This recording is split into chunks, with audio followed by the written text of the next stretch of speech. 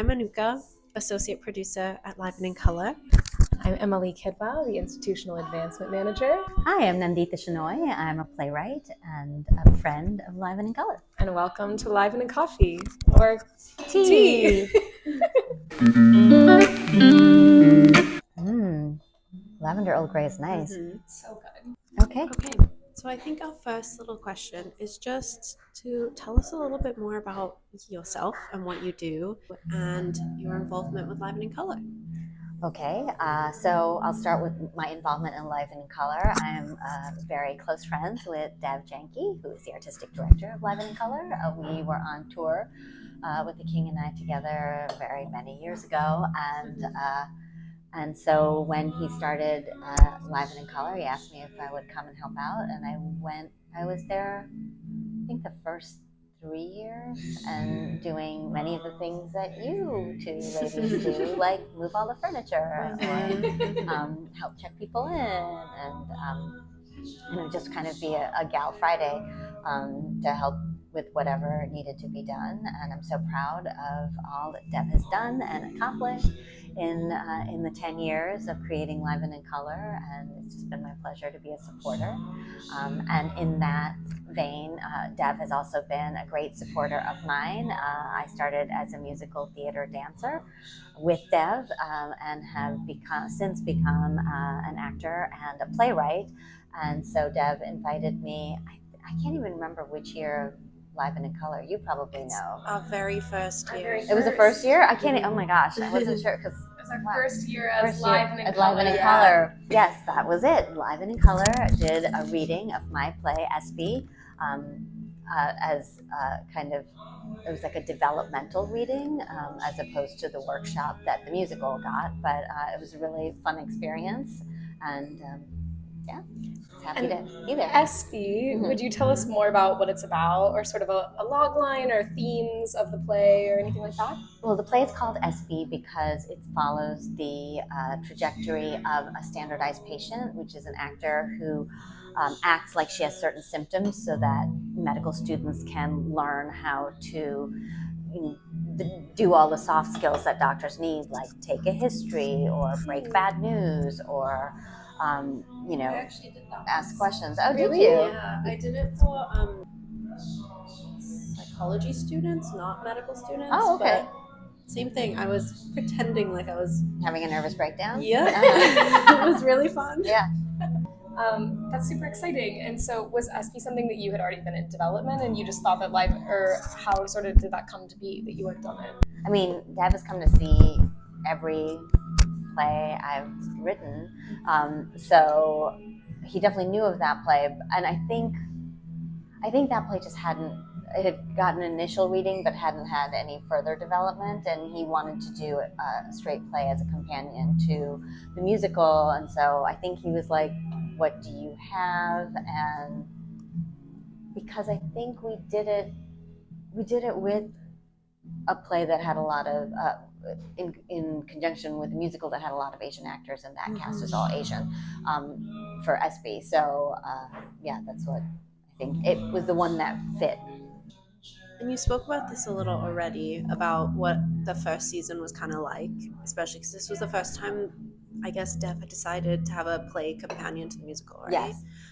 So what was one of your favorite memories from that development or that reading of just the talk back, actually, because first thing I'll say that generally in New York, the readings, we all do them. I get a lot out of them, but I think that the audiences are less excited about being there than the audience in Salem. I think that people are really excited to be part of the process in a way that I think as New Yorkers we take for granted, and really are like, oh, another reading, whereas I felt like everyone in Salem was like thrilled to be there and was very excited to talk about the play. And one, for me, what was personally really terrific for that play in particular is that there were several physicians in the audience, so they had really interesting responses to the play and the different scenarios portrayed, and and also some of them had had finished medical school when they didn't have that, because now most medical students have to pass certain tests with standardized patients in order to graduate from medical school, and but that's only come into being in like the last 20 years. So there were physicians who had like never done an OSCE with actors and were really fascinated by it, and then others were really interested in what could you teach, and like the larger message of the play, which is about how you can teach empathy. Yeah. Was there a certain energy to it being the first year as Live and in Color and having the play and the musical there together, or especially because you had been there before Live and in Color? Yes, yes, absolutely. So how did it change as being a writer versus at the retreat versus just being in attendance and helping out? Well, I mean, I think, as someone who has supported a lot of organizations in the past, it was really nice to be supported by a place where I had put support, because I think a lot of the time you're either an artist or you're an administrator, and there's not a lot of, and often I feel like when I work anywhere as an administrator, then I'm simply taken off the list as an artist. I'm not considered in that way. And what was so wonderful is that Dev, first of all, Dev knows me personally, and knows that I can do both. And so I feel like it was a really wonderful moment for me to receive artistic support at a place where I had led administrative support. So that was really special, but also it was kind of a little bit of a wild thing, because obviously I'd had readings before, but then to have it there at a place where I had just spent so much time really as a friend of Dev, to then be like a featured artist was really kind of wild. So you obviously know Dev, you've been to the camp before, you have this retreat experience in 2014. What have the next 9 years held?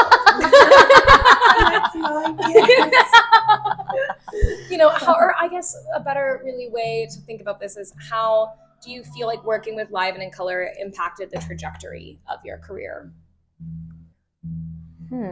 Well, I will say that before Live and in Color was a thing, when we used to just go with Dev, or we would read plays, and the year before Dev started Live and in Color, we did a reading of my play Washer Dryer, just with all the friends who were there.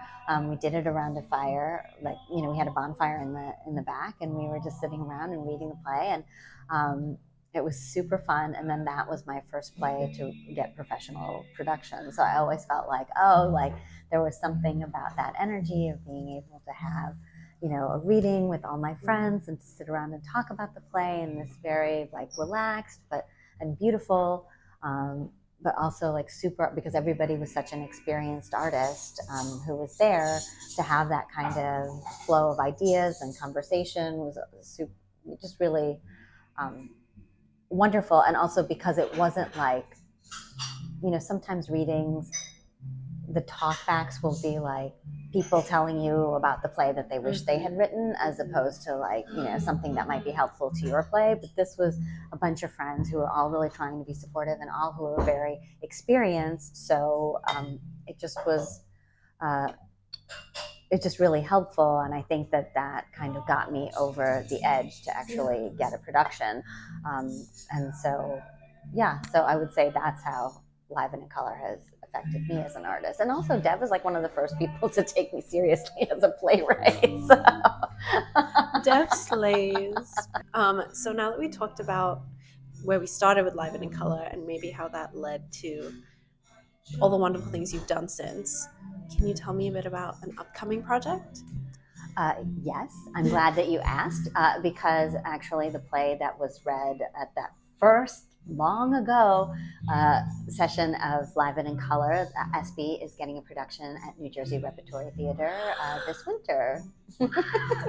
Slay! So exciting! That's really exciting. Wow! And cheers to ESSPY. Cheers to ESSPY, and 2 Live and in Color shows happening at the same time. Yeah. With Belle's Honest premiering in Canada this winter. Wonderful! Too. That's amazing. Guess we got to take a short trip to New Jersey. I know. Yeah, to watch it's on the ESSPY. shore. It's in Long Branch, New Jersey, and first preview is February 22nd. Wow. I'll be there. So come on down. We will be there. We will be there. We'll take a girls' trip. Girls trip to New Jersey. Anything else? That is our final question. Okay. It's a deep one. What is one thing that you would like to change about the theater industry? It's very hard to pick just one. Mm-hmm. I will offer three. Please do. Please. So one is that I wish that development had a clearer path to production. I think in New York and a lot of other markets, that plays just keep getting read and read and read without any sense of going towards production. I think that's really detrimental and also super depressing. I mean, obviously, ESSPY was read at Live and in Color 9 years ago, and it's taken until now to get a production, and it's just really hard to think about putting 9 years into every play that you write to get it produced, and that is obviously a very long time for that one play, but all of my plays take 3 to 5 years to get a production, and if they get a production, and I just feel like just get caught in a cycle that's really detrimental to artists. The second thing is that I wish that gatekeepers in the American theater would be a little less risk averse. If you look at what has happened after the pandemic, of how many new play development centers and theaters that produce new work have, a lot of the closings have been those types of places, and if we expect the theater to reflect our culture and reflect, today, we can't kill all of the new play development opportunities. And also just take a chance on new people and new ideas and new ways of creating theater and making theater and presenting theater, because otherwise it just becomes a stagnant, I don't know, everything's a period piece. And believe me, I love a period piece, but but I mean, it's really, I think, ridiculous at this point. Honestly, I guess I guess it would be more of like 2 points, point A and point B, for places to take more chances and also for people to support new plays. So I really think it's important that the emphasis on development and creation be supported, so that all of us are not just making new things in a vacuum with no money, having to do 20,000 other jobs just in order to create something new. It's not sustainable, and it's not how you create exciting new work. And also, I remember, my third point is also supporting new artists and allowing them to fail. Especially artists from underrepresented communities often get one chance and that's it. And if it's not a hit, if it's not Hamilton, then really that's it. I mean, it just then it's over. So I really hope that there is a taste and an excitement for just trying new things. So that's my 2 cents. My 3 wishes for the theater.